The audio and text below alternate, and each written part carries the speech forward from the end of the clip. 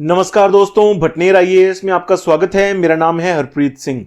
दोस्तों, जैसा कि आप लोग जानते हैं कि आईएएस प्रीलिम्स 2020 हो चुका है और काफी मुश्किल इस बार का एग्जाम था। इस एग्जाम ने दोस्तों अगर आप देखें तो 2019 का जो कठिनाई का लेवल था उसको भी क्रॉस कर दिया। 2019 का जो आईएएस प्रीलिम्स एग्जाम था उसको देखने के बाद जितने भी एक्सपर्ट्स थे या फिर जितने भी कोचिंग सेंटर्स वाले थे, सभी लोग कह रहे थे कि भैया ये तो सबसे मुश्किल पेपर था आईएएस प्रीलिम्स के इतिहास का। लेकिन अब जब 2020 का पेपर हुआ है तो इसने 2019 वाले को भी पीछे छोड़ दिया है कठिनाई के स्तर के मामले में। इसमें जितने भी सेक्शंस थे सभी अपने आप में काफी मुश्किल थे, चाहे वो साइंस एंड टेक का ले लीजिए, एनवायरनमेंट का ले लीजिए, एग्रीकल्चर अलग से डाल दिया गया। तो काफी इस बार का मुश्किल, ट्रेडिशनल और ट्रिकी पेपर था। ठीक है, इसके बारे में बाद में जिक्र करेंगे।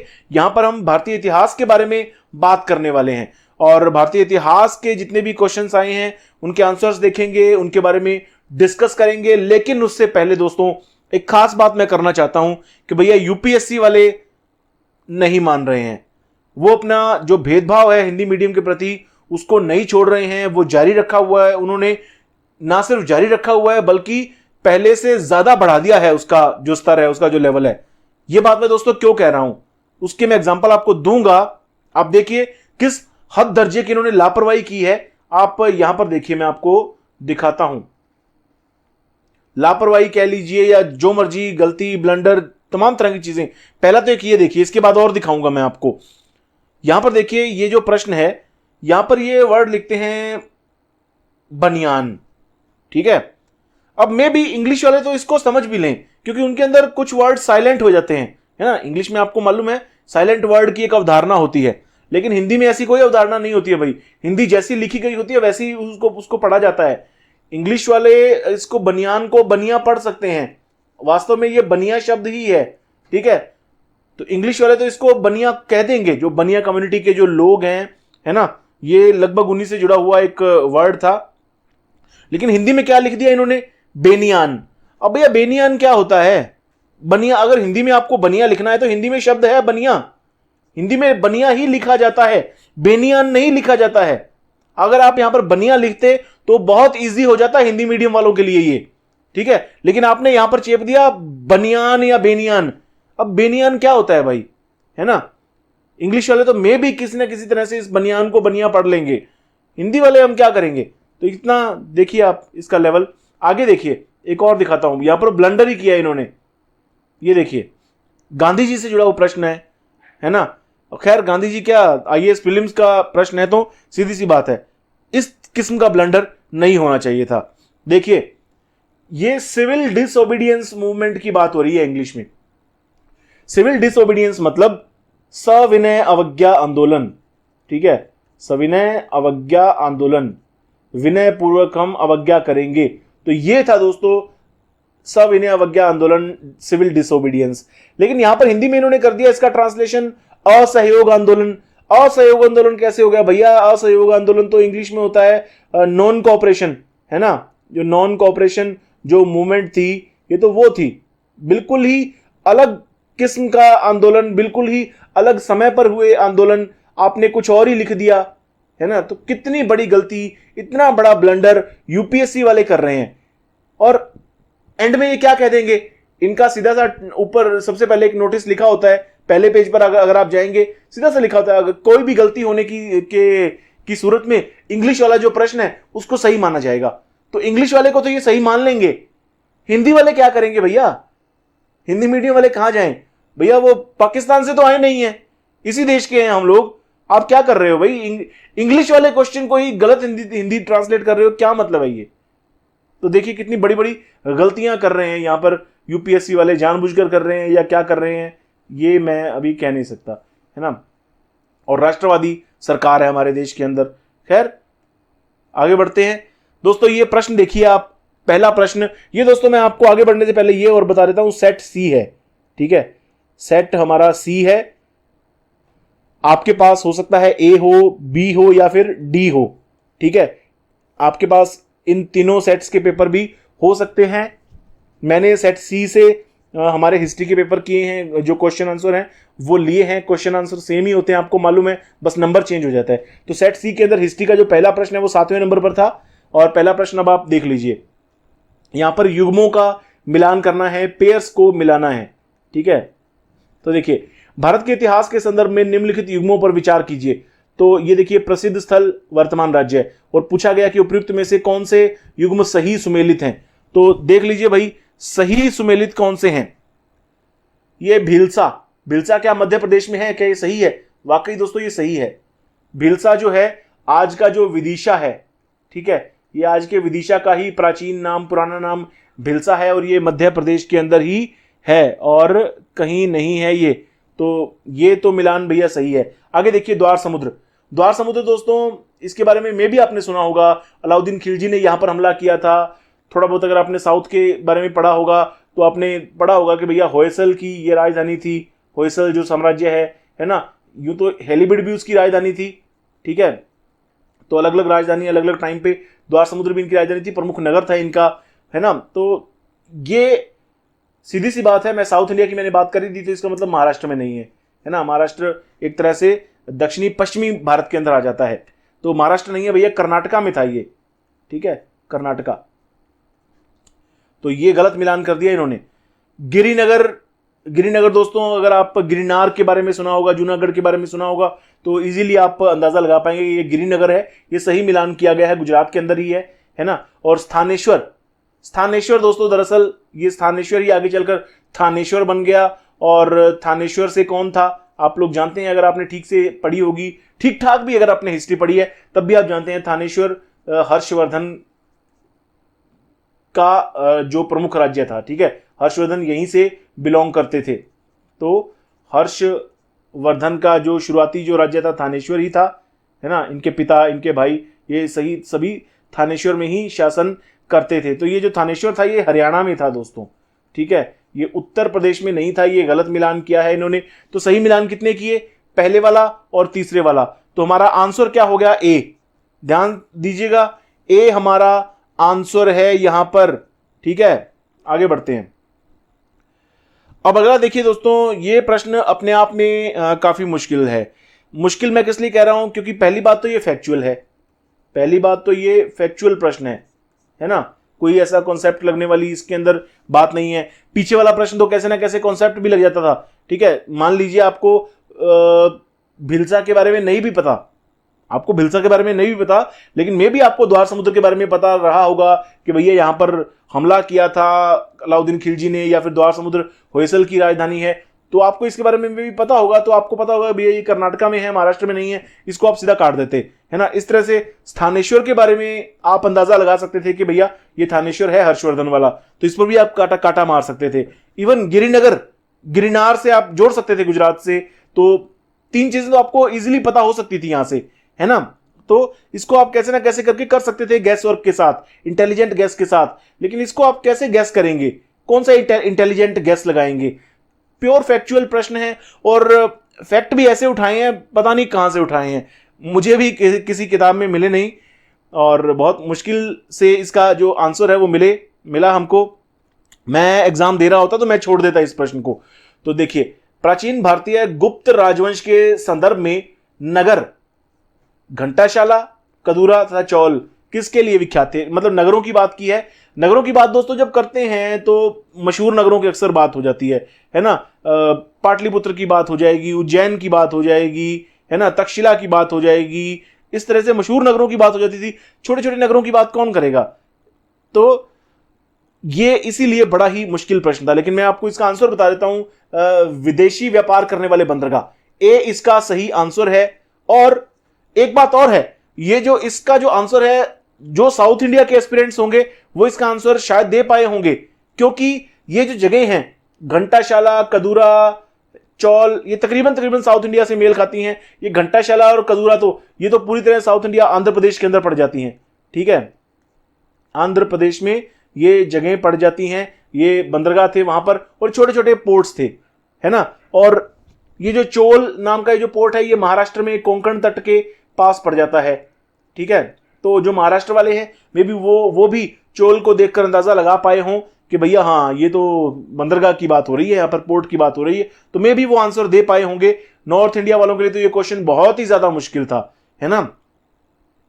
और वैसे भी अगर बंदरगाहों की जब भी बात होती है प्राचीन काल में तो ताम्रलिप्ति की बात हो जाती है ना। ताम्रलिप्ति की हम बात कर देते हैं, भरूच की बात कर देते हैं, बेरी गाजा की बात कर देते हैं, तो इस तरह सी बातें हो जाती हैं। इनका तो भैया नाम पता नहीं कहां से निकाल दिया इन्होंने, खैर यूपीएससी है। आगे, भारत के सांस्कृतिक इतिहास के संदर्भ में निम्नलिखित युग्मों पर विचार कीजिए। तो इन युग्मों के ऊपर विचार कीजिए, इसको भी दोस्तों किया जा सकता है, मुश्किल प्रश्न है लेकिन ये भी किया जा सकता है क्योंकि एक प्रकार से कॉन्सेप्चुअल है, इंटेलिजेंट गेस वर्क आप इसके अंदर कर सकते हैं। सांस्कृतिक इतिहास कह लीजिए या धार्मिक इतिहास कह लीजिए, क्योंकि बौद्ध धर्म से जुड़ा हुआ ये प्रश्न है एक प्रकार से। तो इसके अंदर टर्म्स दी हुई हैं उनको पेयर्स में, और आपको देखना है कि सही युग्म कौन से सुमेलित हैं। तो देखिए दोस्तों, सबसे पहले मैं नीचे आता हूं एक बार। ये उपासक शब्द बड़ा ही आसान है, आज भी नॉर्मली यूज होता है। उपासक, उपासना करता है जो आदमी, है ना। तो बौद्ध धर्म का साधारण अनुगामी नॉर्मली अंदाजा लगा सकता है एक आदमी, है ना, कि भाई उपासक वाकई में ये बौद्ध धर्म की अनुगामना करने वाला एक उपासक रहा होगा, बौद्ध धर्म का एक उपासक, है ना। तो इजी है, इसको पिक किया जा सकता है कि भैया हाँ ये सही सुमेलित है। लेकिन ये परिव्राजक शब्द अपने आप में काफी मुश्किल है, श्रवण शब्द भी अपने आप में काफी मुश्किल है। खैर, जिसने बौद्ध धर्म के बारे में थोड़ा गहराई से पढ़ा है तो वो इसके बारे में भी जान लेगा कि परिव्राजक जो है वाकई में वो परित्यागी और भ्रमणकारी थे, ठीक है। परिव्राजक यही थे, ये सब कुछ त्याग के अपना घूमते रहते थे साधुओं की तरह से, है ना, घुमक्कड़ किस्म से, तो ये परिव्राजक थे। तो ये भी दोस्तों सही है। लेकिन यहां पर ये शमन जो शब्द है ये सही मिलान नहीं किया गया, क्योंकि शमन जो थे वो उच्च पद प्राप्त पुजारी बिल्कुल नहीं थे। अब ये जो शमन थे इनमें दो तीन तरह की बातें आ जाती है, जैसे इनको भी आप घुमक्कड़ साधु कह सकते हो, ठीक है। घुमक्कड़ साधु आप इनको कह सकते हैं, जो मोंक्स होते हैं जो बौद्ध धर्म के अंदर, है ना। आप एक बौद्धिस्ट मॉन्क का आप इनको कह सकते हैं, जो घूमते रहते हैं इधर उधर, बुद्ध के संदेश फैलाते रहते हैं, है ना। इसके अलावा शमन परंपरा के बारे में बात की जाती है अक्सर। शमन परंपरा यानी कि गैर वैदिक जितने भी संप्रदाय थे, गैर वैदिक संप्रदाय, ठीक है। अब इनके अंदर बौद्ध धर्म भी आ गया, इनके अंदर जैन धर्म भी आ गया, इनके अंदर आजीवक भी आ गया, है ना, और जो भी उस वक्त के सेक्ट थे वो सभी संप्रदाय इसके अंदर आ जाते हैं, ठीक है। तो ये अपने आप में उस तरह की एक परंपरा भी थी श्रमण। तो उच्च पद प्राप्त पुजारी तो बिल्कुल नहीं है। तो पहला और तीसरा तो सही मिलान हो रहे हैं। तो यहां पर ऑप्शंस में पहला तीसरा कहां पर है, ये है बी। तो बी हमारा सही आंसर हो जाएगा दोस्तों यहां पर, ठीक है। आगे बढ़ते हैं। अब अगला प्रश्न देखिए दोस्तों, मेरे ख्याल से ये थोड़ा मुश्किल प्रश्न है। मुश्किल क्यों? क्योंकि ये सीधा सीधा यहां पर भी फैक्ट पूछ लिया गया है। कोई आप कॉन्सेप्ट या गैस इंटेलिजेंट गैस वर्क आप यहां पर नहीं कर सकते हैं। अगर आपको आता है तो आता है, अदरवाइज आपको छोड़ना पड़ेगा या आप गलत करके आ जाएंगे। क्वेश्चन देखिए, भारत के सांस्कृतिक इतिहास के संदर्भ में पारमिता शब्द का सही विवरण निम्नलिखित में से कौन सा है? तो ये फिर से एक बार बौद्ध धर्म से ही एक प्रश्न पूछ लिया गया है।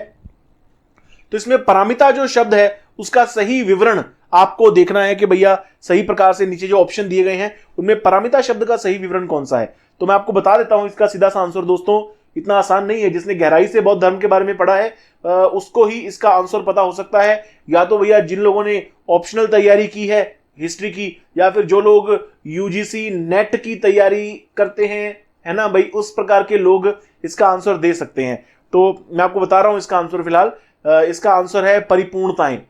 परिपूर्णताएं जिनकी प्राप्ति से बोधिसत्व पथ प्रशस्त हुआ, ठीक है। मतलब बोधिसत्व पद की प्राप्ति की ओर आदमी बढ़ता है, ऐसी परिपूर्णताएं। पारमिता का अर्थ यह है, मतलब परफेक्शंस हैं दोस्तों अपने आप में ये, ठीक है, परफेक्शंस। इंग्लिश में जो क्वेश्चन है वहां पर इसका जो ऑप्शन है वहां पर परफेक्शन शब्द ही इस्तेमाल किया गया है। तो ये पारमिता मतलब ये परफेक्शंस हैं। बौद्ध धर्म के अंदर दोस्तों 6 किस्म की परफेक्शंस की बात की गई है।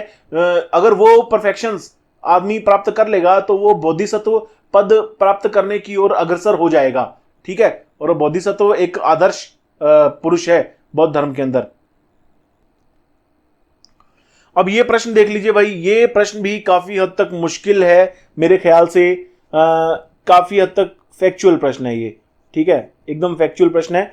भारतीय इतिहास के संदर्भ में 1884 का रखमाबाई मुकदमा किस पर केंद्रित था? अब रखमाबाई मुकदमा तो कोई तब जानेगा जब कोई रखमाबाई के बारे में जानेगा, है ना। रखमाबाई दोस्तों ये एक ऐसा नाम है जो आपको किताबों में शायद ही मिले, बहुत रेयर, शायद ही किसी आपको किताब में मिले ये, तो इनसे जुड़ा हुआ मुकदमा तो शायद ही किसी को पता होगा, तो ज्यादातर लोग तो शायद इसको छोड़ आए होंगे। लेकिन महाराष्ट्र साइड के जो लोग हैं, महाराष्ट्र के जो स्टूडेंट हैं, वो डेफिनेटली इसका आंसर दे पाए होंगे। क्यों? क्योंकि महाराष्ट्र से ये ताल्लुक रखती है, पहली बात तो, ठीक है। और दूसरी बात, 2 या 3 साल पहले इनके ऊपर फिल्म भी आ चुकी है रखमाबाई के ऊपर, मराठी भाषा में, ठीक है। तो उस वक्त ये महाराष्ट्र में और ज्यादा पॉपुलर हो गई थी, ये जो कैरेक्टर है महाराष्ट्र में और पॉपुलर हो गया था। और इनकी इस कैरेक्टर की खासियत ये है कि ये दोस्तों डॉक्टर थी, ठीक है। डॉक्टर भी आप कह सकते हैं कि भारत की पहली महिला प्रैक्टिसिंग डॉक्टर। यूं तो आप आनंदीबाई का दोस्तों नाम आप ले सकते हैं, ठीक है। आनंदीबाई भारत की पहली महिला डॉक्टर थी, लेकिन ये प्रैक्टिस नहीं कर पाई थी, इनकी पहले डेथ हो गई थी। लेकिन रखमाबाई बहुत लंबे समय तक इन्होंने एज ए डॉक्टर प्रैक्टिस की थी, एज ए डॉक्टर काम किया था, तो भारत की पहली महिला प्रैक्टिसिंग डॉक्टर थी ये।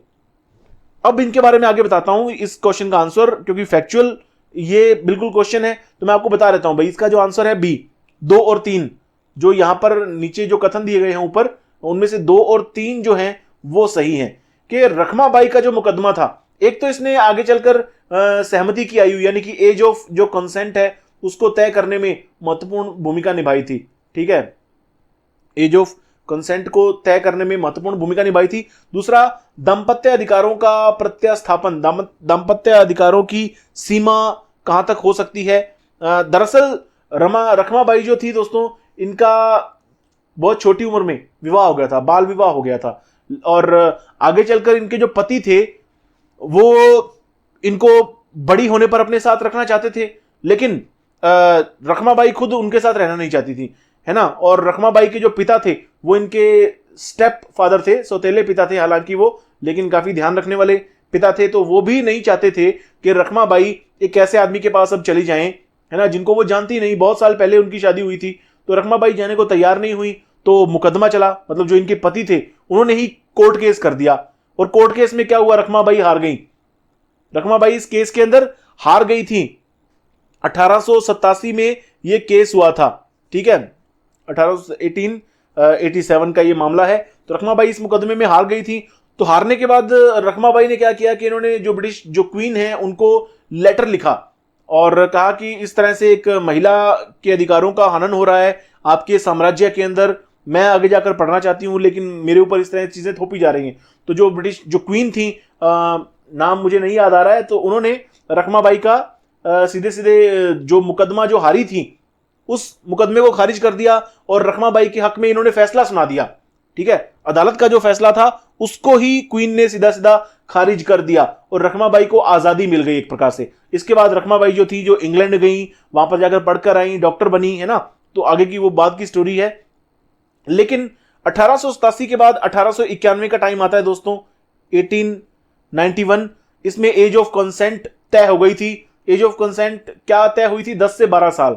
मतलब इस मुकदमे के बाद और भी काफी चीजें हुई थी, कुछ एक चीजें हुई थी ऐसी।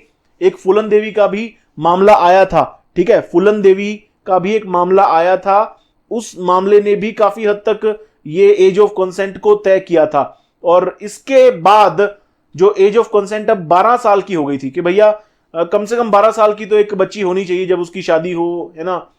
10 साल की बच्ची का तो नहीं, पहले 10 साल तक की बच्ची हो की शादी हो सकती थी, इस तरह का रूल था, ठीक है। तो ब्रिटिश गवर्नमेंट ने इसको थोड़ा सा बढ़ाकर 12 साल कर दिया था। बाकी दाम्पत्य अधिकारों का प्रतिस्थापन अपने आप ही हो गया था कि भैया अगर महिला चाहे तो इतने साल पहले हुई शादी को नकार सकती है ना। तो ये तमाम चीजें हो गई थी इस केस के जरिए। आगे बढ़ते हैं। अब ये जो दोस्तों क्वेश्चन है ये काफी हद तक इजी क्वेश्चन है, इसके बारे में आपने काफी सुना होगा, नील की खेती के बारे में, नील आंदोलन के बारे में, है ना, तमाम चीजें आपने इसके बारे में पढ़ी होगी। तो निम्नलिखित में से किस कारण से भारत में 20वीं शताब्दी के आरंभ में नील की खेती का ह्रास हुआ, यानी कि नील की खेती का नुकसान होने लग गया, नील की खेती खत्म होने लगी थी? कब? 20वीं शताब्दी के आरंभ में। 20वीं शताब्दी का आरंभ मतलब कि 1900 के बाद का जो टाइम था वो जब शुरू हुआ था, ठीक है। इसका रीजन दोस्तों क्या हो सकता है, ये जैसे आप पढ़ेंगे इनके ऑप्शंस, नील के उत्पादकों के अत्याचारी आचरण के प्रति काश्तकारों का विरोध तो खैर चल रहा था, ठीक है, लेकिन ऐसा कोई रीजन नहीं, ये उसका कोई रीजन नहीं है। बहुत सही, ठीक है। दूसरी बात, नई खोजों के कारण विश्व बाजार में इसका अलाभकर होना, तो ये दोस्तों वाकई में इसका आंसर है कि नई खोजों के कारण विश्व बाजार में अब जो भारत का जो नील का जो व्यापार था या नील की जो खेती हो रही थी वो अब इतनी काम की नहीं रह गई थी। दरअसल जर्मनी में आर्टिफिशियल डाई का आविष्कार हो चुका था, पता चल चुका था, ठीक है। ये लगभग 1898 की बात है, आर्टिफिशियल डाई यहाँ पर मिल चुकी थी और यही अब ज्यादा चलने लगी थी, ठीक है। तो जो नील की जो खेती थी ये अब हतोत्साहित होने लगी थी, इसकी डिमांड काफी ज्यादा कम हो गई थी, ठीक है। तो ये एक दोस्तों बड़ा कारण है इसका। वेलेजली ने कलकत्ता में फोर्ट विलियम कॉलेज की स्थापना किस लिए की थी? ये भी दोस्तों एक इजी क्वेश्चन है, ठीक है। इजी क्वेश्चन बहुत कम है, तो ये भी उनमें से इजी क्वेश्चंस में से है। तो वेलेजली ने कलकत्ता में फोर्ट विलियम कॉलेज की स्थापना किस लिए की थी? तो इसका दोस्तों एक तरह से ये फैक्चुअल प्रश्न है, ठीक है।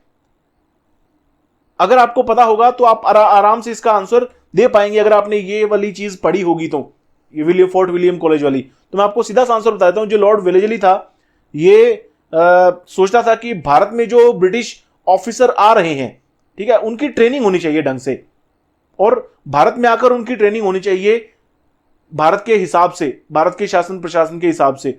तो इसने लॉर्ड वेलेजली ने फोर्ट विलियम कॉलेज की स्थापना कर दी थी कलकत्ता में, ठीक है। और काफी साल ये कॉलेज, कुछ साल ये कॉलेज चलता भी रहा, बहुत अच्छा इंस्टीट्यूशन ये बनता जा रहा था कि जितने भी ब्रिटिश नए नए ऑफिसर भारत के अंदर आते थे उनकी ट्रेनिंग यहां पर होती थी, ठीक है।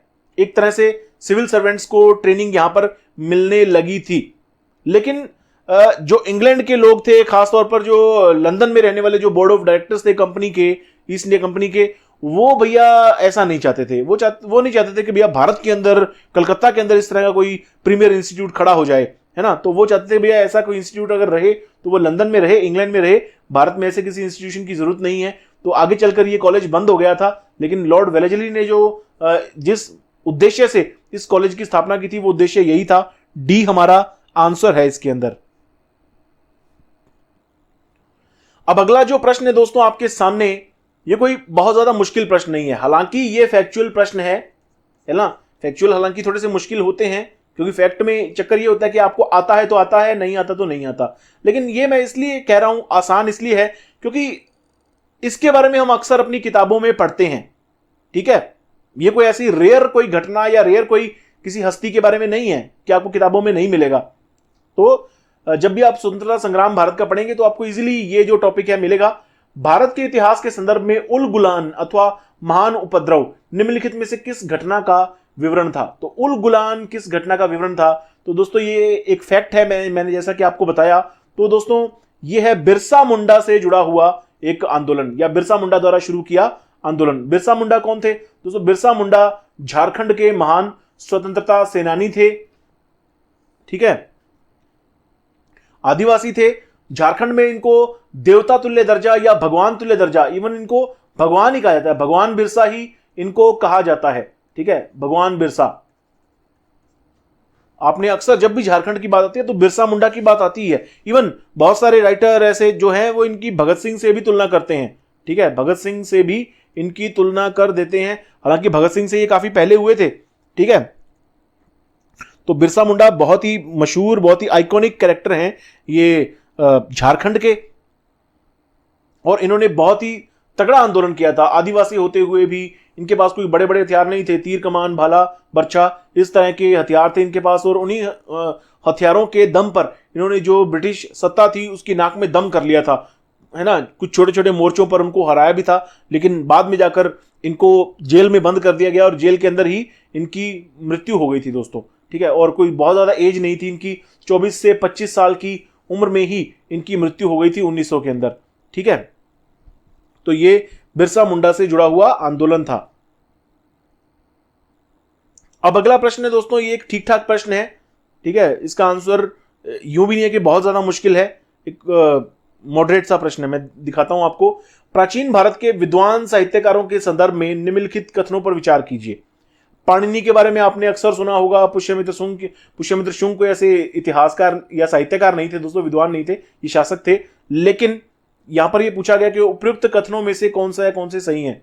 तो पाणिनि पुष्यमित्र शुंग से संबंधित है, ऐसा कुछ नहीं है दोस्तों। पाणिनि जो थे वो पुष्यमित्र शुंग से काफी पहले हुए थे। ये चौथी या पांचवी जो शताब्दी थी बीसी, बिफोर क्राइस्ट, ठीक है, ईसा पूर्व, ये तब की बात है। और पुष्यमित्र शुंग तो दोस्तों जब हमारा मौर्य काल समाप्त होता है ना, अंतिम मौर्य शासक की हत्या की थी पुष्यमित्र शुंग ने, उसके बाद ये शासक बना था। तो ये पुष्यमित्र शुंग से काफी पहले हुए थे पाणिनि, चौथी या पांचवी शताब्दी के आसपास के थे, तो इनसे संबंधित नहीं है, ये गलत है। अमर सिंह हर्षवर्धन से संबंधित हैं, अमर सिंह हर्षवर्धन से संबंधित नहीं है दोस्तों। ये अमर सिंह या अमर सिम्हा इनको आप कह सकते हैं, ठीक है, अमर सिम्हा, क्योंकि उस समय सिंह शब्द तो बहुत ही कम दोस्तों था उस वक्त के, जितना पुराने इतिहास की यहां पर बात हो रही है। अमर सिम्हा शब्द था, अमर सिंह हम इसको लिख देते हैं, किताबों में भी आपको अमर सिंह आपको देखने को मिलेगा, है ना। लेकिन अमर सिंह जो है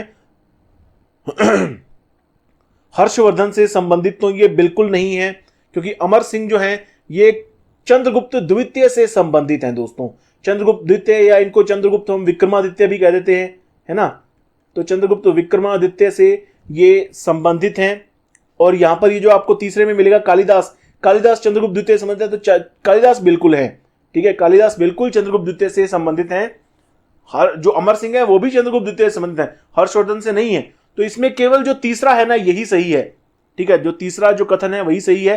तो हमारा जो आंसर हो जाएगा सी, ठीक है, सी हमारा आंसर यहां पर हो जाएगा, ध्यान रखिएगा दोस्तों। अब ये वही प्रश्न आ गया है दोस्तों जिसके बारे में हम पहले बात कर रहे थे, यूपीएससी की ज्यादती हिंदी मीडियम वालों के साथ, है ना। खैर इस प्रश्न को देखते हैं, थोड़ा सा मुश्किल प्रश्न ये है, ठीक है, क्योंकि यहां पर पूछा गया है भारत के इतिहास के संदर्भ में निम्नलिखित युग्मों पर विचार कीजिए, उपयुक्त युग्मों में से कौन से सही सम्मिलित है। अब यहां पर जो टर्म्स दी गई हैं, जो शब्द हैं, वो काफी मुश्किल हैं दोस्तों। ये जो टर्म्स हैं ये रेयर ही किसी किताबों के अंदर मिलती हैं। जैसे औरंग ये टर्म है, औरंग तो दोस्तों मे भी शायद ही आपने किसी किताब के अंदर पढ़ा हो, है ना। मेरे ध्यान में ये बिल्कुल नहीं आई औरंग क्या है, ठीक है। तो औरंग शब्द मेरे लिए बिल्कुल नया था, मेरे को ये बिल्कुल मालूम नहीं था। और ये मिरासीदार जो शब्द है ये भी बहुत कम मिलता है, लेकिन थोड़ा बहुत इसकी एक आइडिया दिमाग में जरूर था, कहीं ना कहीं पढ़ा हुआ है इसको, ठीक है। तो मिरासीदार राज्य का नामित राजस्वदाता, तो ये अपने आप में सही, अपने आप में मिलान किया गया है, ठीक है। और ये बेनियान, है ना, हिंदी मीडियम वाला नॉर्मल बंदा क्या समझेगा, लेकिन मैं तो खैर बाद में इस क्वेश्चन को देख रहा था, तो मैं हिंदी इंग्लिश से मैंने इसको अच्छे से मिलान किया, तो मैंने आइडिया लगा लिया भैया ये बनिया ही है ना। और ये सही मिलान किया गया है।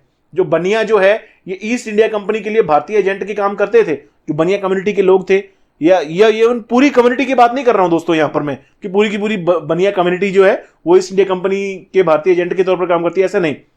ईस्ट इंडिया कंपनी ने अपने लिए कुछ एजेंट रखे थे, ऐसे ब्रोकर, डीलर वगैरह, हाँ, और उनको ईस्ट इंडिया कंपनी वाले बनिया ही कहने लगे थे, ठीक है। और कुछ एक उनमें से बनिया कम्युनिटी से आ भी जाते थे, क्योंकि व्यापारी कम्युनिटी ये रही है ना।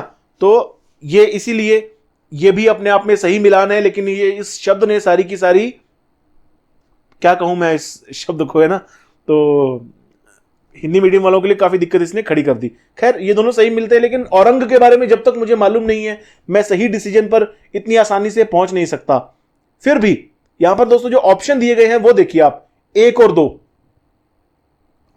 अगर मुझे मालूम है कि भैया तीसरा तो बिल्कुल सही है, तो ये तो अपने आप में रिजेक्ट हो गया, है ना। और अगर मुझे मालूम है कि दूसरा और तीसरा बिल्कुल सही है, तो मैं काफी हद तक संभावना मान के चलूंगा ये मेरा आंसर हो सकता है।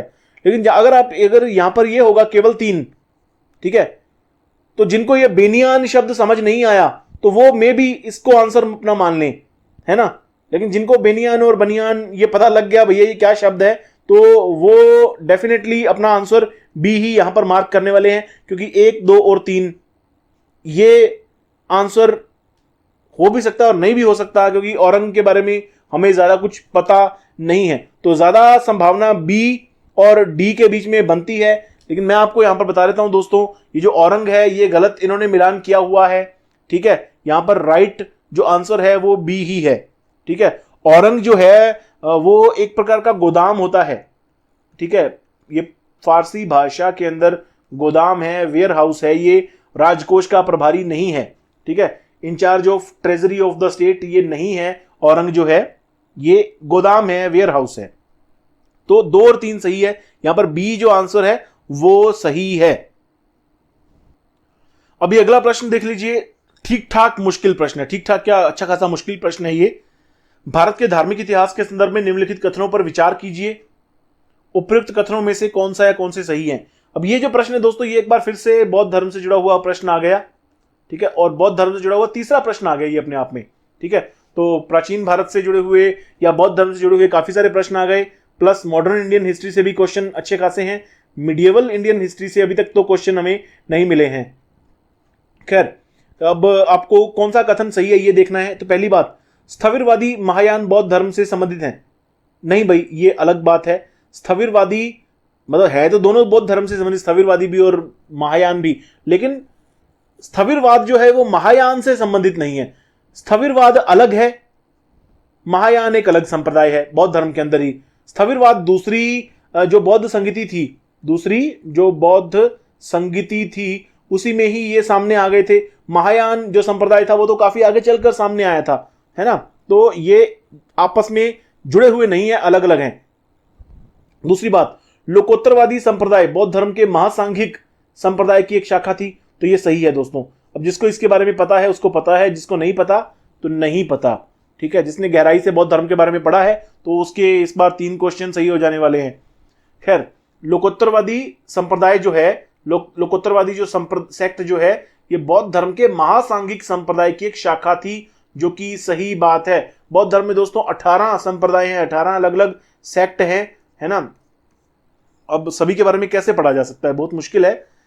खैर, तीसरा देखिए, महासांघिकों द्वारा बुद्ध के देवत्वरोपण ने महायान बौद्ध धर्म को प्रोत्साहित किया। तो डेफिनेटली दोस्तों ये सही बात है। जो महासांघिक जो लोग हैं, जो महासांघिक जो थे, उन्होंने बुद्ध को देवतुल्य मानना शुरू कर दिया था। देवता के रूप में बुद्ध की पूजा करनी शुरू कर दी थी, और इसलिए जो महायान बौद्ध धर्म है ये काफी ज्यादा प्रफुल्लित हुआ था। तो दूसरा और तीसरा जो कथन है वो अपने आप में सही है। तो हमारा आंसर जो है यहां पर बनेगा बी, ठीक है। अब यहां पर मैं आपको दिखा भी देता हूं कुछ। जैसे दोस्तों ये पहली संगीति थी, ये 483 ईसा पूर्व हुई थी, लेकिन इसके अंदर कोई बंटवारा नहीं हुआ था बौद्ध धर्म के अंदर, है ना।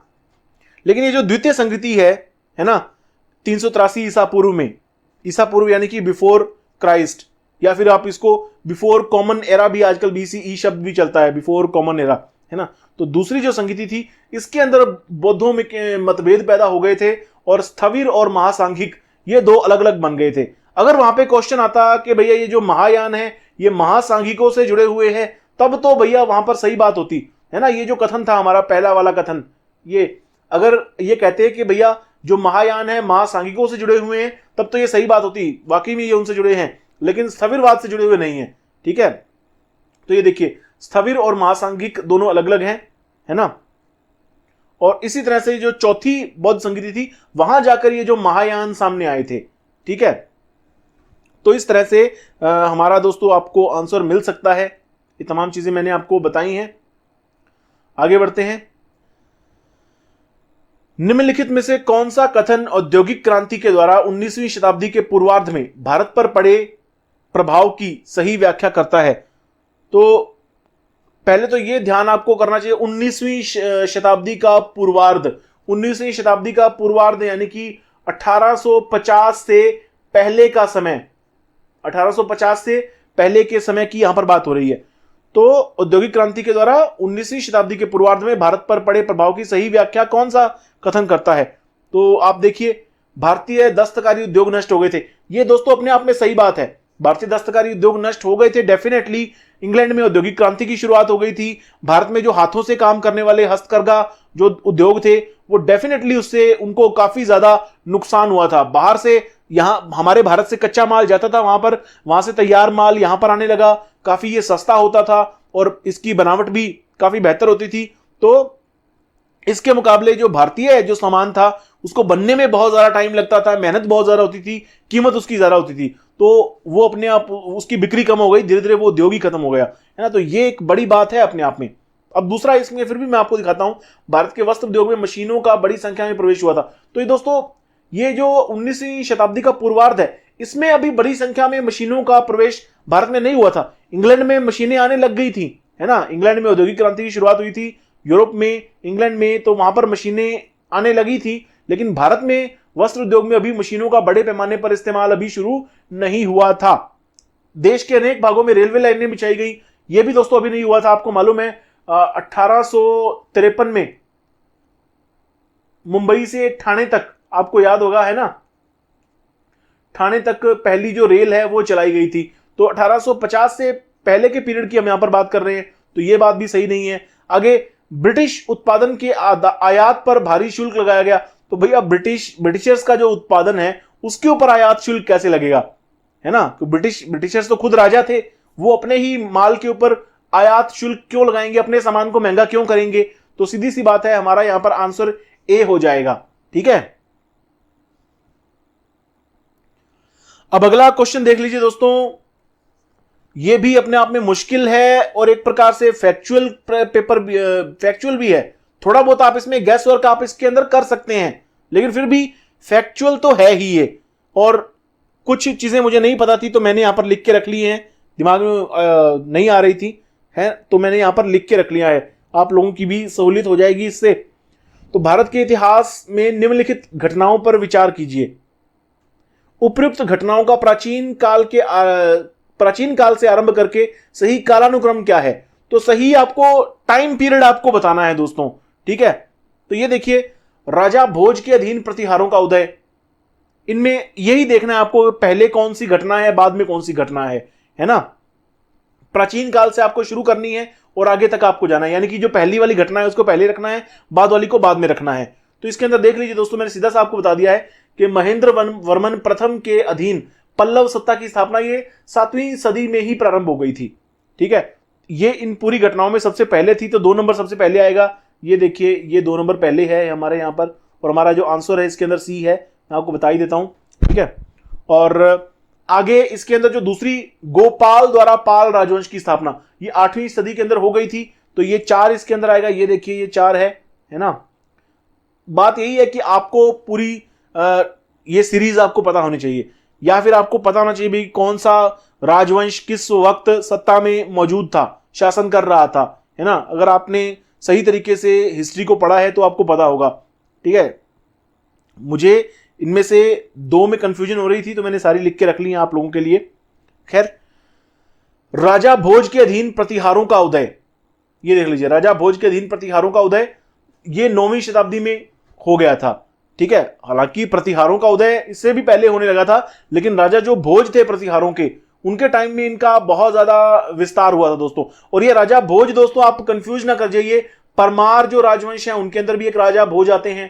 ठीक है, जो परमार राजवंश है उनके अंदर भी राजा भोज आते हैं, काफी मशहूर थे। लेकिन प्रतिहारों के अंदर भी राजा भोज आते हैं, और प्रतिहारों के जो राजा भोज हैं ये मिहिर भोज हैं दोस्तों। ठीक है, काफी प्रतापी राजा थे मिहिर भोज, प्रतिहार शासक थे। ठीक है, तो 9वीं शताब्दी का ये टाइम है इनका। आगे, परांतक प्रथम द्वारा चोल सत्ता की स्थापना। अब ये दोस्तों ये भी थोड़ी सी बड़ी बात है कि चोल एक तो बहुत पहले भी शासन में थे।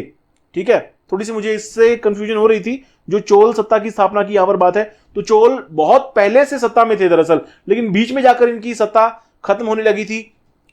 ऐसे में आपको ये परांतक का पता होना चाहिए कि भैया परांतक प्रथम का टाइम क्या है। तो परांतक प्रथम का जो टाइम था, जब चोल सत्ता दोबारा से स्थापित होने लगी थी दक्षिण भारत के अंदर, तो परांतक का जो टाइम था ये 10वीं शताब्दी का टाइम था दोस्तों। ठीक है, इसके बाद तो खैर एक से एक चोल शासक ताकतवर हुए, राजेंद्र चोल, राजराज चोल, है ना, जिन्होंने बहुत दूर तक शासन किया। जो आज हम वृहत भारत की जो बात करते हैं, इन्होंने इंडोनेशिया तक अपनी सत्ता स्थापित कर ली थी। ठीक है, तो ये परांतक प्रथम की बात है, ये 10वीं शताब्दी में थे। तो आप देख लीजिए 2, 4, 1 और 3 ये इसी लाइन में चलेंगे, इसी सीरीज में चलेंगे। हमारा आंसर जो है सी हो जाता है दोस्तों। ठीक है, अब अगला प्रश्न दोस्तों आपके सामने है, ये भी एक किस्म का फैक्चुअल प्रश्न है, ये भी एक किस्म का फैक्चुअल प्रश्न है, लेकिन मुश्किल नहीं है, आसान प्रश्न है। क्योंकि ये जो शब्द है ना यहां पर पूछा गया है, हुंडी, इसके बारे में हम अक्सर पढ़ते रहे हैं, सीरियल्स में देखते रहे हैं। अगर आपने प्राचीन काल में सीरियल देखे हो तब भी आप प्राचीन काल के सीरियल आपने देखे हो तब भी आप इसका आंसर दे पाएंगे। ये क्वेश्चन ये है, निम्नलिखित में से कौन सा उपवाक्य है उत्तर हर्षकालीन स्रोतों में प्राय उल्लिखित हुंडी के स्वरूप की परिभाषा बताता है। ठीक है, यहां पर तो दोस्तों ये उत्तर हर्षकालीन की बात है, इवन मेरे ख्याल से हर्षकाल से भी पहले हुंडी शब्द का इस्तेमाल होता रहा है। ठीक है, उत्तर हर्षकाल में तो बहुत ज्यादा इसका इस्तेमाल हुआ, मतलब जो आपको लिखित जो स्रोत मिले हैं, है ना, इसलिए यहां पर उत्तर हर्षकाल की बात हो रही है। तो हुंडी का क्या मतलब है, सीधी सी बात यहां पर यह पूछी गई है। तो हुंडी दोस्तों ये विनिमय पत्र है एक किस्म का, ठीक है, मतलब बिल ऑफ एक्सचेंज है एक प्रकार से। ठीक है, इसको आप चेक भी कह सकते हैं दोस्तों, जो आज के टाइम में जो हमारे चेक होते हैं, आप इसकी तुलना उससे कर सकते, काफी हद तक चेक से आप इसकी तुलना कर सकते हैं। या फिर आप जो डिमांड ड्राफ्ट आपने, है ना, डिमांड ड्राफ्ट जो होते हैं हमारे, उससे भी आप इसकी तुलना कर सकते हैं। तो लगभग उसी किस्म की ये चीज है ना। इवन इसका जो हुंडी का जो काम है इनसे भी आगे बढ़कर था, चेक और डिमांड ड्राफ्ट से भी आगे बढ़कर हुंडी का काम होता था, लेकिन काफी हद तक इसी कैटेगरी में आप इसको रख सकते हैं। तो विनिमय पत्र इसका सही प्रकार से आंसर हो सकता है। ठीक है, सी इसका आंसर है, बाकी के जो ऑप्शन है वो गलत हैं। आगे देखिए दोस्तों, ये भी काफी मुश्किल प्रश्न है क्योंकि ये फैक्चुअल भी है, ठीक है, और फैक्ट भी ऐसा पूछ लिया जो आपको रेयर ही कहीं पे मिलेगा, मुश्किल ही आपको कहीं पे मिलेगा। जैसे स्वतंत्रता संग्राम के समय लिखी गई सखाराम गणेश देउस्कर की पुस्तक देशेर कथा के संदर्भ में निम्नलिखित कथनों पर विचार कीजिए।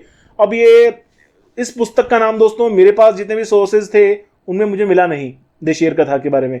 ठीक है, जो सखाराम गणेश देउस्कर की जो पुस्तक है इसके बारे में मेरे पास जितने भी सोर्सेज थे उनमें मुझे कहीं पर भी नहीं मिला। तो अपने आप में काफी मुश्किल हो जाती है ऐसी चीजों को, ऐसे आंसर्स को ढूंढना। ठीक है, अगर किसी ने एस्पिरेंट ने इसके बारे में पढ़ा होगा तो वो आंसर इसका आसानी से दे पाया होगा अगर उसको पता हुआ हो तो। अदरवाइज ऐसे आंसर, ऐसे जो क्वेश्चन होते हैं उनको छोड़ देना चाहिए मेरे ख्याल से, मैं होता छोड़ देता इसको। खैर, उपयुक्त कथनों में से कौन से सही हैं? तो देशेर कथा जो पुस्तक है वो क्या कहती है, लगभग यही पूछा गया है। तो ये देखिए, इस पुस्तक ने औपनिवेशिक राज्य द्वारा मस्तिष्क की सम्मोहक विजय के विरोध में चेतावनी दी। तो ये दोस्तों इसके बारे में सही है, इस पुस्तक के बारे में अब तो मैंने पढ़ ही लिया खैर इसके बारे में।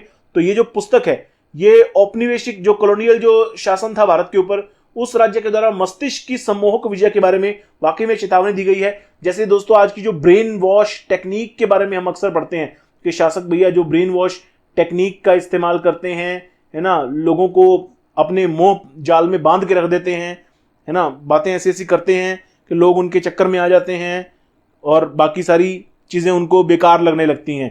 ठीक है, तो समझ जाइए दोस्तों क्या होता है ये। तो ये इस चीज का जिक्र इन्होंने अपनी इस किताब में किया है। दूसरी बात, इस पुस्तक ने स्वदेशी नुक्कड़ नाटकों तथा लोकगीतों को प्रेरित किया। डेफिनेटली दोस्तों ये किया था, स्वतंत्रता संग्राम के टाइम ये किताब लिखी गई थी। इसने औपनिवेशिक शासन का भी काफी विरोध किया, लोगों को समझाने की कोशिश की, इसने लोगों को जागरूक करने की कोशिश की अपनी बुक के जरिए। आगे, देउस्कर द्वारा देश शब्द का प्रयोग बंगाल क्षेत्र के विशेष संदर्भ में किया गया। नहीं दोस्तों, ऐसा नहीं है, बंगाल के बारे में नहीं किया गया। वाकई में जो देश शब्द का इस्तेमाल इन्होंने किया है वो हमारे भारत देश के संदर्भ में ही किया है ना। तो इतने संकीर्ण अर्थों में इन्होंने देश शब्द का इस्तेमाल नहीं किया। ठीक है, तो ये तीसरा जो है ये गलत है। स्वतंत्रता संग्राम के समय किताब लिखी गई है तो डेफिनेट सी बात है कि पूरे भारत देश के बारे में इन्होंने लिखा होगा। ठीक है, तुम्हारा जो आंसर हो जाएगा, एक और दो जो कथन है वो ठीक है। तो उपयुक्त में से एक और दो जो ठीक है, तो ए हमारा आंसर हो जाएगा। ध्यान रखिएगा, ए हमारा आंसर हो जाएगा। आगे बढ़ते हैं, वही प्रश्न आ गया दोस्तों, गांधी इरविन समझौते में निम्नलिखित में से क्या सम्मिलित था या सम्मिलित थे? अब ये आप देख लीजिए, वैसे इतना ज्यादा फर्क नहीं पड़ता, असहयोग आंदोलन यहां पर लिख दिया, लेकिन कुछ एस्पिरेंट्स को इससे दिक्कत पैदा हो सकती है। ठीक है, तो गांधी इरविन जो समझौता था वो आप लोग जानते हैं दोस्तों 1931 की बात है। और इस समझौते के तहत जो इरविन थे, वायसराय इरविन जो थे, इन्होंने गांधी जी को राउंड टेबल जो समिट थी इंग्लैंड में जो हो रही थी, दूसरी जो समिट थी, दूसरा जो गोलमेज सम्मेलन था, उसमें भाग लेने के लिए गांधी जी को एक प्रकार से मना लिया था। ठीक है, गांधी जी इस सम्मेलन में भाग लेने चले गए थे गांधी इरविन समझौते के तहत। अब दूसरा देखिए, असहयोग आंदोलन के संबंध में जारी किए गए अध्यादेशों को वापस लेना। अब नॉर्मली जिन लोगों ने ठीक से हिस्ट्री पढ़ी होगी वो समझ जाएंगे भैया ये गांधी इरविन समझौते के टाइम में सविनय अवज्ञा आंदोलन हुआ था। या जिन्होंने इंग्लिश में इस तरफ देख लेंगे, हिंदी वाले इतने भी वो नहीं होते कि भैया वो समझ ना पाए, तो जिन्होंने ये सिविल डिसोबीडियंस मूवमेंट को देख लिया होगा तो उन्होंने देख लिया होगा सविनय अवज्ञा आंदोलन की बात है दरअसल यहाँ पर। तो सविनय अवज्ञा आंदोलन के समय में जारी किए गए अध्यादेशों को वापस लेना, तो डेफिनेटली ये गांधी इरविन समझौते में था कि भैया जितने भी अंग्रेज सरकार ने इस समय जो भी अध्यादेश दिए थे इस आंदोलन के टाइम में, तो वो सारे आंदोलन जो अध्यादेश हैं अंग्रेज सरकार को वापस लेने पड़ेंगे। ठीक है, आगे तीसरी बात, पुलिस की ज्यादतियों की जांच हेतु गांधी जी के सुझाव की स्वीकृति। तो ऐसे ही इतनी कमजोरी नहीं दिखाई थी इरविन ने, वो नई बात नहीं मानी इन्होंने कहा भैया पुलिस ने जो ज्यादतियां कर दी जो कर दी, अब हम इसमें कुछ नहीं कर सकते। ठीक है, तो गांधी जी के सुझाव इस बात में मानने को इसने मना कर दिया था, हालांकि ये अध्यादेश वापस लेने की बात इसने मान ली थी। अब चौथी बात देखिए, केवल उन्हीं कैदियों की रिहाई जिन पर हिंसा का अभियोग नहीं था। यह भी बात इरविन ने मान ली थी कि जिन कैदियों के ऊपर हिंसा का कोई आरोप नहीं था उनकी रिहाई हो जाएगी। इसी दौर में दोस्तों एक बात चलती है कि भगत सिंह गांधी जी को छुड़वा नहीं पाए या गांधी जी ने कोशिश नहीं की भगत सिंह को लेकर, है ना, तो बहुत सारी बातें चलती हैं। उस तरह के विवाद की बात अभी हम नहीं करेंगे, लेकिन यहां पर यह बात इन दोनों में इस पैक्ट में जरूर थी कि भैया जिन कैदियों के ऊपर हिंसा का आरोप नहीं है उनको छोड़ दिया जाएगा, तो ये जरूर हो गया था। तो 1, 2 और 4 ये सही हैं। ठीक है, नीचे दिए गए कूट का प्रयोग का सही उत्तर चुनिए। तो जो पहला, दूसरा और चौथा ये कथन सही हैं, तीसरा वाला जो सही है नहीं है, मतलब गांधी इरविन पैक्ट में ये बात नहीं थी। पहली, दूसरी और चौथी बात जरूर थी। तो हमारा आंसर जो हो जाएगा दोस्तों यहां पर बी हो जाएगा। ठीक है, तो ये बात हो गई। आगे चलकर अगला प्रश्न देख लीजिए, ये भी भैया पूरी तरह से फैक्चुअल प्रश्न दे दिया। जिसने पढ़ा होगा इसके बारे में कभी तो आंसर दे पाया होगा। उलझाने की पूरी कोशिश कर दी है, ऐसी बात नहीं है कि ये मिलता नहीं है ये वाला फैक्ट हमको, लेकिन उलझाने की पूरी कोशिश कर दी गई है और बहुत सारे उलझ गए होंगे एस्पिरेंट्स। अस्पृश्य समुदाय के लोगों को लक्षित करके प्रथम मासिक पत्रिका विटाल विध्वंसक किसके द्वारा प्रकाशित की गई? तो बात यहां पर अस्पृश्य समुदाय की कर दी गई है ना। तो अस्पृश्य समुदाय की बात होते ही लोगों के बारे में, लोगों के दिमाग में जो नाम आते हैं वो दोस्तों यही होते हैं। महात्मा ज्योतिबा फुले का नाम आ जाता है उनके दिमाग में, उनके मन में भीमराव अंबेडकर जी का नाम आ जाता है, बाबा साहब अंबेडकर का नाम आ जाता है ना। और यहीं पर स्टूडेंट गच्चा खा सकते हैं।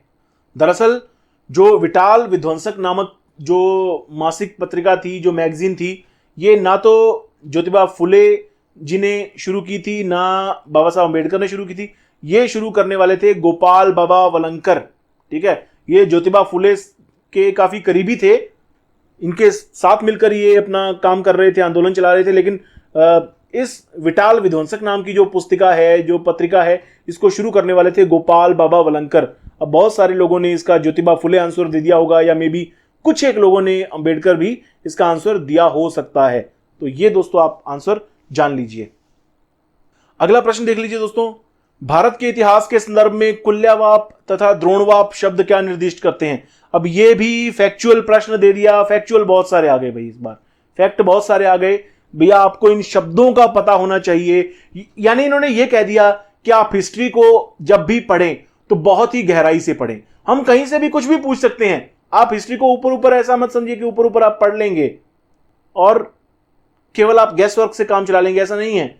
आपको बहुत गहराई में पढ़ना पड़ेगा। ये एक प्रकार से इन्होंने कह दिया है। जो बात हम कह रहे थे कि भैया इन्होंने अपना जो बार है वो रेज किया है 2019 के मुकाबले भी, ये इस तरह के फैक्चुअल प्रश्न दे दिए हैं। अब इसको बार रेज करना कहें या क्या कहें, तमाम तरह की बातें की जा सकती हैं। खैर, भारत के इतिहास के संदर्भ में कुल्ल्यावाप तथा द्रोणवाप शब्द क्या निर्दिष्ट करते हैं? तो भैया मैं इसका सीधा सा आपको आंसर बताता हूं, फैक्चुअल है। तो ये भूमाप को निर्दिष्ट करते हैं दोस्तों। ये भूमाप के प्रकार हैं। ठीक है, भूमि को मापने के प्रकार हैं। भूमि को कुल्ल्यावाप में भी मापा जाता था, द्रोणवाप में भी मापा जाता था। इसके अलावा अधावाप करके भी भूमि को नापा जाता था। एक पताका शब्द है, इस तरह से भी भूमि को मापने का काम होता था। ठीक है, ये मेजरमेंट ऑफ लैंड है दोस्तों। और भूमि के ये जो माप चलते थे, ये कुल्ल्यावाप, द्रोणवाप, ये बंगाल की तरफ चलते थे। ठीक है, तो बंगाल वाले जो एस्पिरेंट्स हैं मे भी उन्होंने इसका आंसर दे दिया हो ठीक ठाक, लेकिन बहुत ज्यादा फैक्चुअल था दोस्तों। नॉर्मली ये किताबों में आपको पढ़ने को नहीं मिलते, है ना। कई बार ये टर्म्स नहीं मिलती है, अगर मिल भी जाती है तो दिमाग में रहती नहीं है, स्किप हो जाती हैं। ठीक है, तो कुल्ल्यावाप और द्रोणवाप जो है ये भूमि की माप को या मेजरमेंट ऑफ लैंड को निर्दिष्ट करते हैं। अगला क्वेश्चन देखिए दोस्तों, और अगला क्वेश्चन शायद सबसे आसान क्वेश्चन है हिस्ट्री का, इस पूरे पेपर का। ये देखिए, निम्नलिखित में से किस शासक ने अपनी प्रजा को इस अभिलेख के माध्यम से परामर्श दिया? अभिलेख की बात हो रही है, एक शासक की बात हो रही है जो कि अपनी प्रजा को परामर्श देता है, तो ऐसा शासक तो दोस्तों एक ही था, ऐसा निराला महान शासक तो एक ही था। कौन था? सम्राट अशोक थे। बीच वाली चीज मेरे को पढ़ने की जरूरत नहीं पड़ी है कि ये बीच में ये परामर्श दिया है, कौन सा परामर्श है, ठीक है, सीधा पता लग गया अशोक है। ऐसे काम करने वाले अशोक ही थे, सम्राट अशोक। खैर, इन्होंने क्या लिखा क्या है अपने अभिलेख में, ये देखिए, कोई भी व्यक्ति जो अपने संप्रदाय को महिमा मंडित करने की दृष्टि से अपने धार्मिक संप्रदाय की प्रशंसा करता है या अपने संप्रदाय के प्रति अत्यधिक भक्ति के कारण अन्य संप्रदायों की निंदा करता है, वह अपितु अपने संप्रदायों को गंभीर रूप से हानि पहुंचाता है। तो यहां पर सम्राट अशोक जो है वो कहते हैं भैया टॉलरेंस रखिए, ठीक है, टॉलरेंस रखिए और अपने धर्म का आदर कीजिए, अपने धर्म की प्रशंसा कीजिए, लेकिन दूसरों के धर्मों की, दूसरों के संप्रदायों की निंदा मत कीजिए, ठीक है। अगर आप अपने धर्म की प्रशंसा कर रहे हैं, दूसरे की निंदा कर रहे हैं, तो अल्टीमेटली आप अपने ही धर्म को, अपने ही संप्रदाय को नुकसान पहुंचा रहे हैं, ठीक है। ये अशोक का ये मानना था और अशोक इस किस्म के परामर्श अपनी प्रजा को देता रहता था, ठीक है। तो अशोक ने ऐसे परामर्श बहुत सारे दिए अपनी प्रजा को, स्तंभ लेखों के जरिए, अभिलेखों के जरिए, है ना। और अभिलेख शब्द आते ही हमें पता चल गया कि भैया ये अशोक ने ही था। और ये जो परामर्श है, जिस परामर्श की यहां पर बात हो रही है, ये अशोक का 7वां अभिलेख था दोस्तों, 7वां गिरनार अभिलेख था, ठीक है। तो गिरनार में अशोक का 7वां रॉक एडिक्ट था, ये 7वां स्तंभ लेख था अशोक का, जहां पर अशोक ने ये परामर्श अपनी प्रजा को दिया हुआ है। तो दोस्तों ये है हिस्ट्री का पेपर, हिस्ट्री के क्वेश्चंस आईएएस प्रीलिम्स 2020 में आए हुए। काफी मुश्किल प्रश्न थे, मेरे ख्याल से 8 से 9 प्रश्न तो ऐसे थे बहुत ज्यादा मुश्किल, ठीक है, अच्छों के छक्के छुड़ा देने वाले क्वेश्चन थे ये। तो ये दोस्तों आपके सामने था, लेकिन फिर भी ठीक ठाक। इसके अंदर से अगर आप 19 प्रश्न देखें तो 9 प्रश्न ऐसे भी थे जो आप आसानी से या ठीक ठाक तरीके से कर सकते थे, ठीक है, या 10-11 तक लोग पहुंच सकते थे इसके अंदर थोड़ी सी और मेहनत करके। बाकी 7-8 प्रश्न तो कुछ ऐसे थे जिनकी जवाब देना बहुत मुश्किल था। खैर, ये दोस्तों आज की हमारी वीडियो, और उम्मीद करता हूं आपको ये वीडियो पसंद आई होगी। धन्यवाद।